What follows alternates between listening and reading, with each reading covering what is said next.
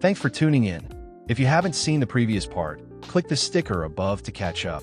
Otherwise, sit back and enjoy the video. Jin says, despite being a cadet, you urged the intermediate class to haze me. So, I took that as an attack from you, sir. Zed swings his sword, sending a shockwave past Jin's head, slicing his cheek. Jin remains silent. Zed smirks. So what? Are you saying you caused all this chaos just because you were displeased with my actions?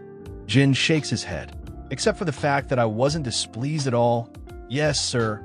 It's exactly as you said. Zed narrows his eyes.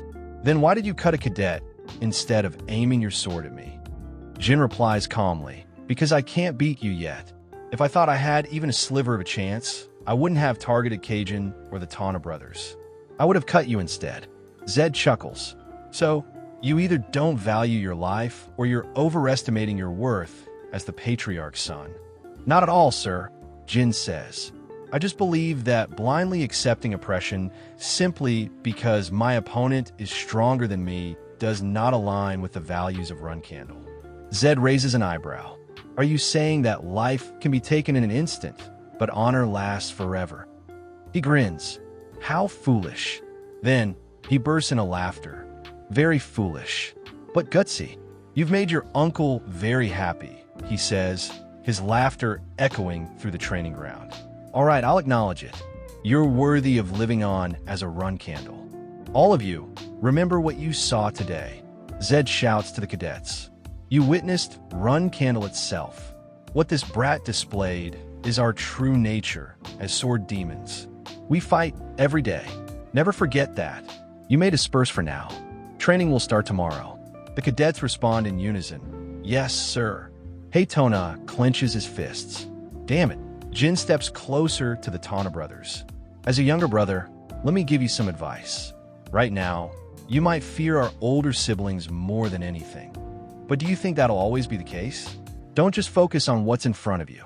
Think about the future when choosing your actions. Later, back at his quarters, Gilly greets him. Young master, you're back early. Yeah, Gilly. She nods. Yes, young master. Jin sighs. I've started a battle for hegemony with the Tana brothers, but it seems like behind them stand my big sisters, Annie and Mew. Gilly's eyes widen. The ladies? Are you sure?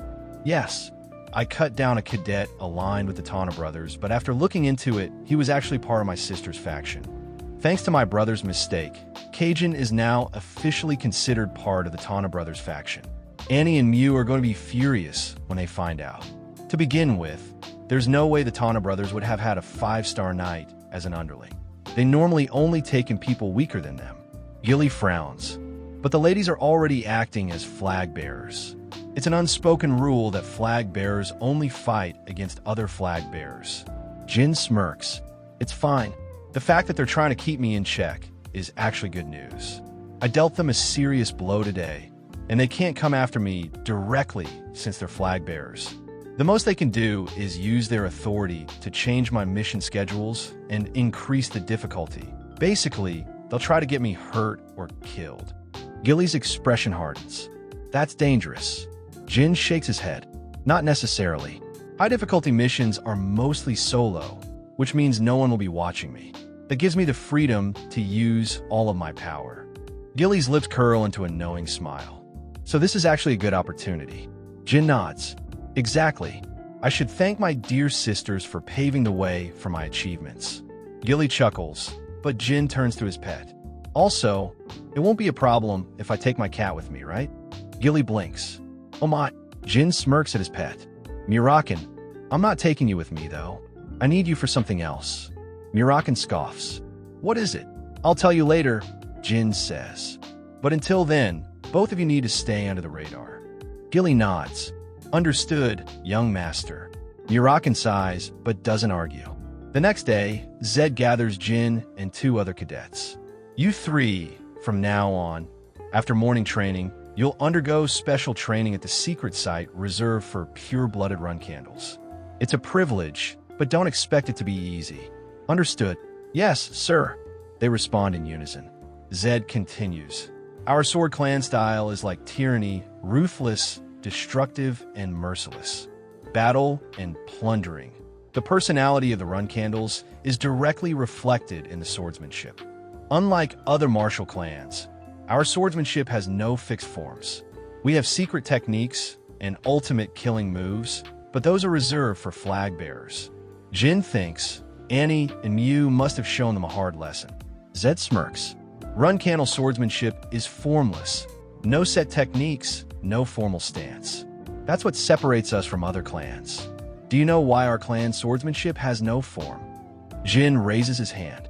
Because of the unique physical abilities and senses inherited by the run candle lineage. Zed nods. Exactly. Run candles are a blessed lineage, born with unparalleled physical abilities and incredible sword sense. A body that normal humans can't even dare compare against. While individual talents may vary, every single run candle possesses this instinct. That's why your training is simple. He hands each of them a steel ball. Jin grips his, frowning. What is this? There's something inside. Is it metal? Zed continues. These are called clear stones. They're named so because, when struck correctly, they produce a clear sound. I shall now let you hear the 3 different sounds of this clear stone. Listen carefully. He taps a stone lightly, and an unpleasant, muddied sound echoes. That was an unpleasant sound, right? Then he strikes it properly, and a sharp, beautiful ding rings out. As you hear, the clear stone makes different noises depending on how hard you hit it. When you hit it weakly, it makes a very muddied sound. And when you hit it with the right amount of strength, it produces a beautiful sound. Jin realizes it's a method to train control, strength, and focus. Thinking about the physical abilities of the run candle, it's simple yet effective. But ultimately, it's just repeatedly hitting a stone. It still seems too straightforward to be secret run candle training. Then, Zed raises his sword. Now the last one. Jin narrows his eyes. The third sound. He grips his clear stone tighter, feeling a metallic clink inside. It felt like a piece of metal. Suddenly, Zed swings his sword down. Wait, could it be? Jin's eyes widen in horror. Get down, he yells, shoving the Tana twins to the ground. The moment Zed's sword makes contact, the clear stone explodes like a massive grenade. Smoke fills the air. The cadets cough, disoriented. What the hell was that? Zed chuckles. The youngest has sharp intuition. That's right, the clear stones will explode if struck with too much force. Now that you know what you have to do, let's begin your training. Zed says, you 3 are the first after Luna to avoid injury from an explosion like this. Since most of your siblings trained under me, this crude demonstration serves as a rite of passage. I didn't expect to see another child emerge unscathed. Jin asks, excuse me, uncle, but may I ask how big sister Luna dodged this? The Tana twins look on with curiosity as well. Zed replies, you'll feel bad if you hear it, just like all your older siblings did. Jin says it's fine. Zed sighs. To be exact, Luna didn't dodge it. She, like the other children, was caught in the explosion, but she simply didn't get hurt because she was too strong.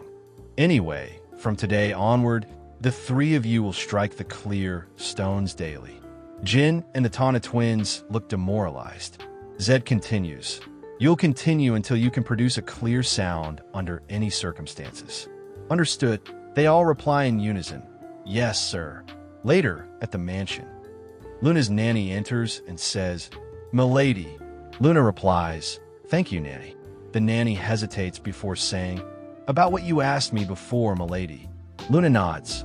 Yes, the sibling who attempted to assassinate Jin, right? The nanny says, yes. I'm suspicious of Lady Mew and Lady Annie. Given how they've been wary of young Master Jin recently, there's a strong possibility. Luna shakes her head.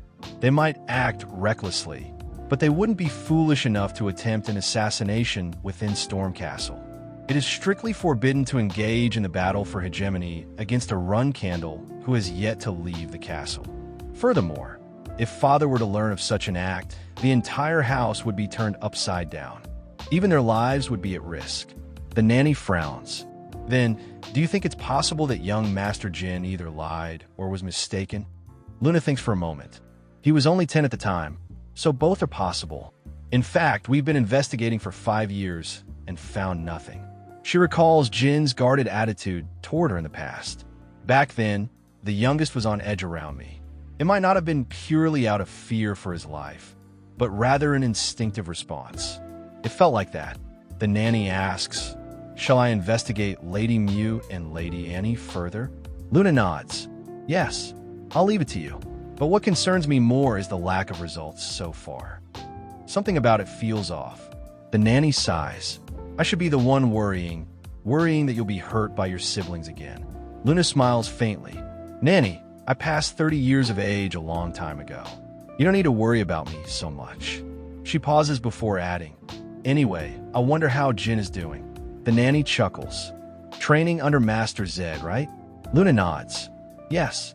By now, he should be showing the results of the mind's eye training. Those clear stones hurt when they hit, but I'm sure he'll do well. It's entertaining to watch him grow." The next day, start of the 4-hour afternoon training session, Jin thinks to himself, "Of all the training I've done, this one feels the most miserable." Zed declares a 5-minute break. Jin contemplates, "I thought this training was about controlling strength and willpower, but I was wrong. From a start, I should have prioritized increasing my aura's destructive force. Uncle can break the clear stone without aura, but my lack of raw strength means I must compensate with aura. I need to train myself to produce a clear sound and break the stone at will. No need to rush, let's stay calm. Even my immature siblings accomplished this in my past life, so there's no way I can't." Zed glances over, thinking they're all holding on, but he's exceptional. He might even surpass Luna's record. A smirk forms on his lips. Zed suddenly scoffs. "How pathetic. Pass this on to your brothers. If they plan on collapsing again tomorrow, they shouldn't bother showing up." "Understood," said Jin. Zed watches as the Tana twins pick themselves up thinking. They lasted longer than I expected. But in the end, a run candle is still a run candle. Zed mutters to himself, and the youngest, why is he the youngest of all things? If only he were born 10 years earlier. He could have been a talent capable of swallowing the entire Run Candle clan whole. He clenches his fists. That damn older brother. What do we do? Such a waste. No matter how I think about it. It's a damn shame. He sighs, squatting down. A month later, March 1795, at the Intermediate Cadet Training Site, an instructor shouts, "Attention! The first missions of the year for the intermediate class have been assigned. Cadets whose names are called, step forward." The first mission is a bodyguard assignment. Your clients are rookies from the Mitch Smithy Association. Your sortie will be in Houston batting. The third mission is monster subjugation. Your targets are orcs in the unprotected zone of the Toronto Dukedom. The sortie is...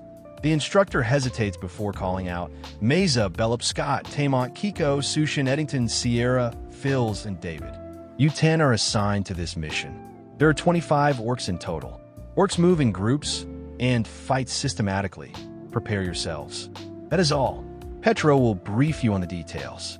I bid you all Godspeed. The other cadets murmur. They're sending newcomers against orcs? Half of them will come back dead. Better start preparing coffins and incense. One sneers. Another laughs. Hey, maybe you guys should write your wills before heading out. Or go ask young Master Jin to save you because you're scared. A cadet clenches his fists. What did you say? Mesa quickly grabs his arm. Endure it, Tamont. We don't have the skills to face them yet. If you get injured before the mission, it'll be trouble. Tamont grits his teeth. But Mesa, they're talking about young Master Jin. She whispers sharply, shut up and stay still. Did you forget where we are? This is the Run Candle clan. We must complete the missions given to us and return victorious. That is the only way we can flatten their noses. Daytona lifted his sword and swung down, destroying the clear ball. Before he realized it, it exploded in his face. At the last second, he dodged, avoiding injury. Daytona, he shouted, warning him to dodge. He also yelled Jin's name. Jin saw the incoming charge and instinctively blocked it with his arm. Hey, are you okay, Jin? Daytona gasped. I'm fine, Jin replied. But could you guys do that away from me? Yeah. Sorry.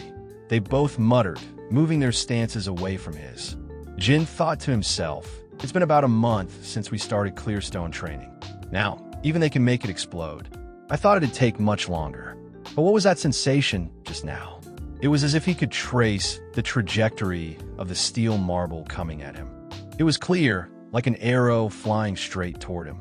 If another one comes at me, I think I can definitely dodge it. Could this feeling be related to the training I received from Big Sis Luna? Before the sensation faded, he decided to try again. At that moment, Zed called out, "Attention, you've been assigned missions." Daytona groaned. Why does it have to be an event?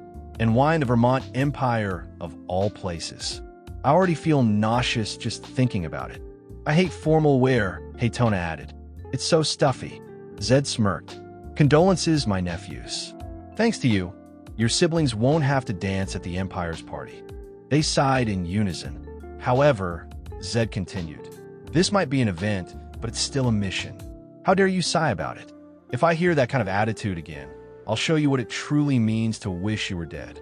Sorry, uncle, they said quickly. Jin smirked, thinking to himself, big sisters Annie and Mew are cruel.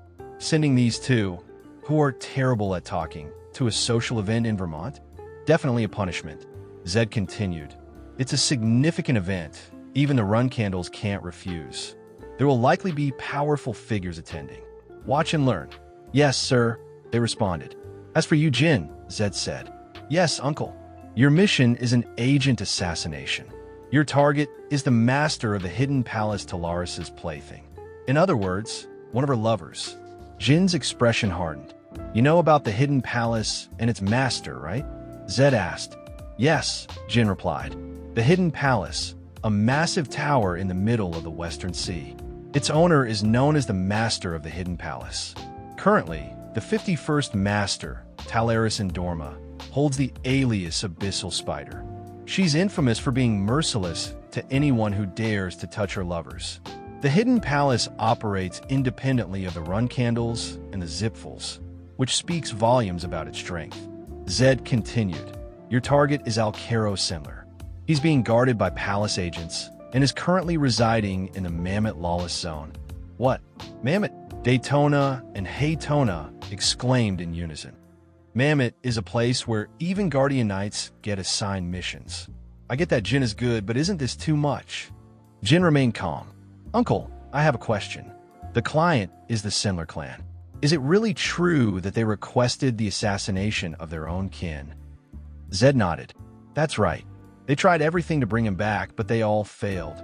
They likely decided it's better to kill him than risk having their clan's secrets leaked. Zed asked, do you think you can do this mission? Jin met Zed's gaze. I will succeed. His voice carried absolute confidence. Zed narrowed his eyes. This kid, he knows about the 51st Master and Mammoth. And yet, he accepted immediately. I thought he'd at least consult the flag bearers if he thought it was unfair. Aloud, he said, I like your clear answer.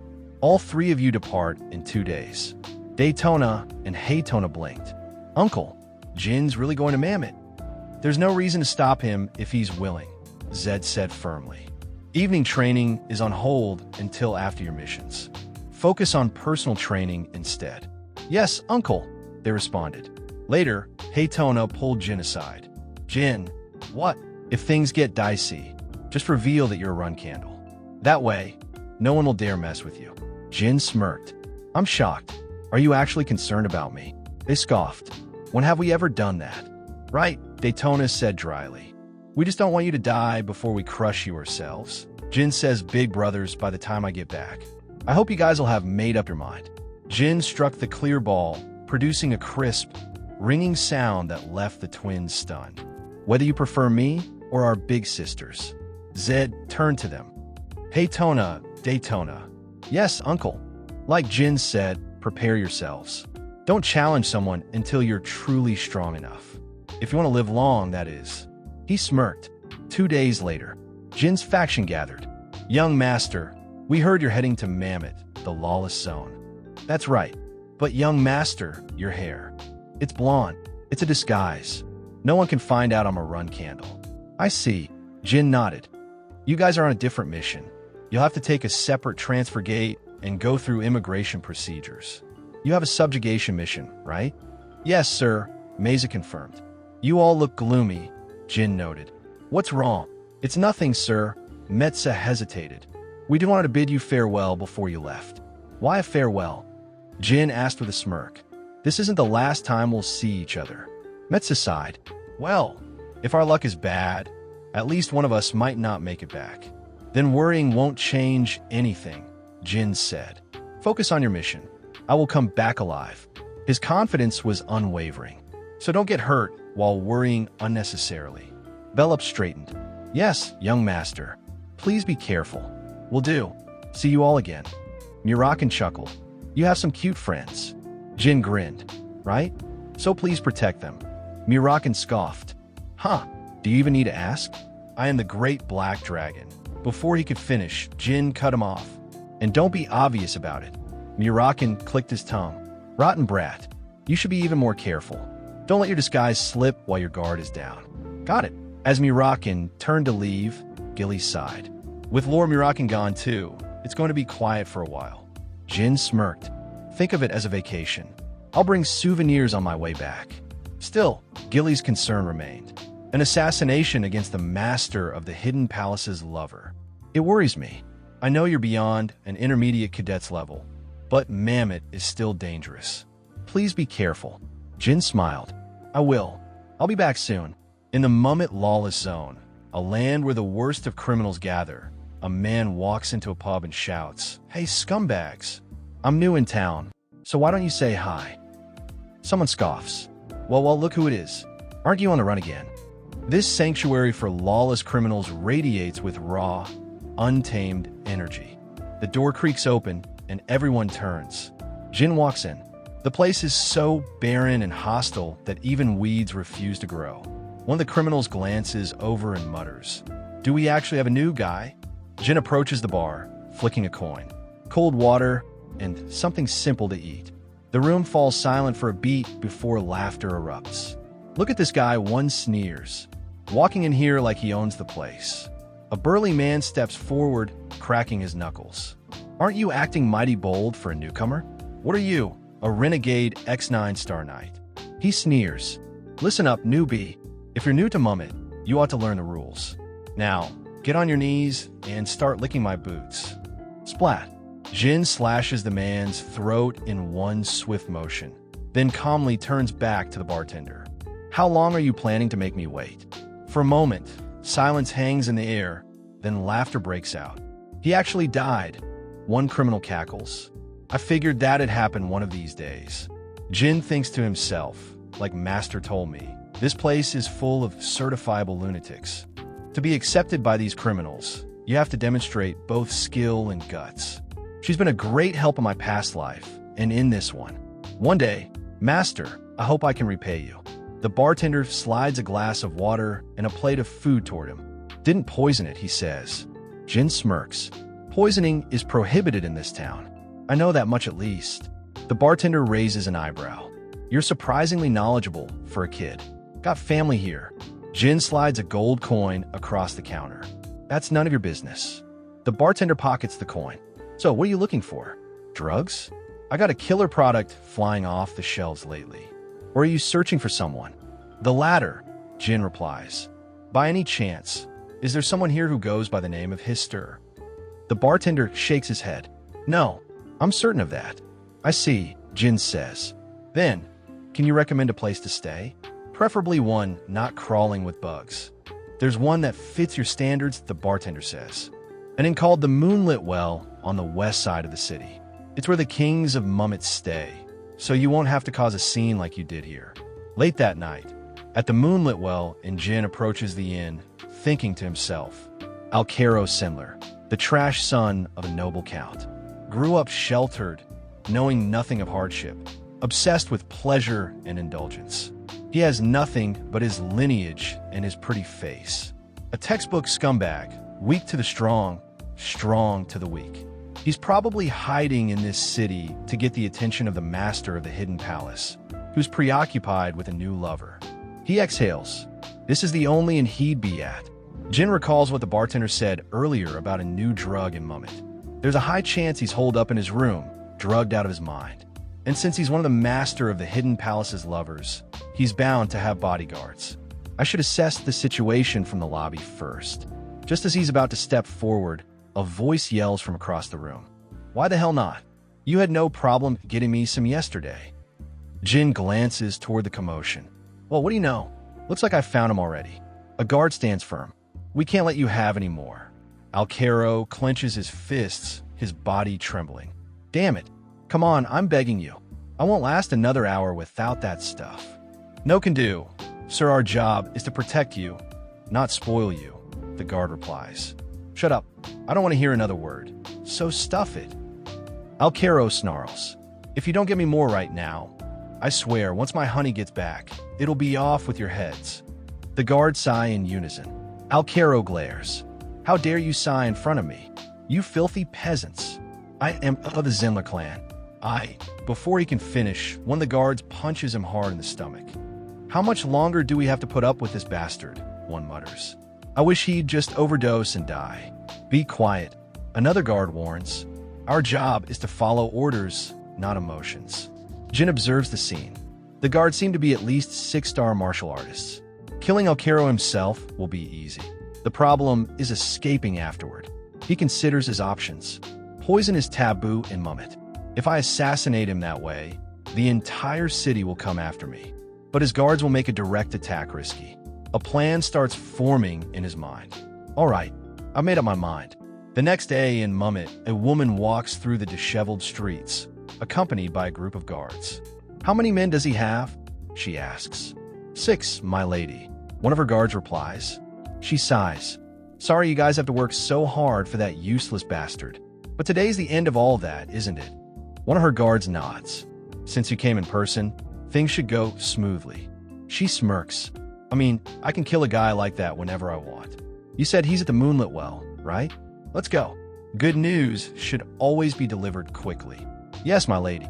At that moment, boom. Lightning rips through the sky and slams into the Moonlit Well Inn, illuminating the city in a violent flash. The woman and her guards whip around, their expressions frozen in shock. My lady, a guard shouts. That came from the Moonlit Well. Her eyes narrow.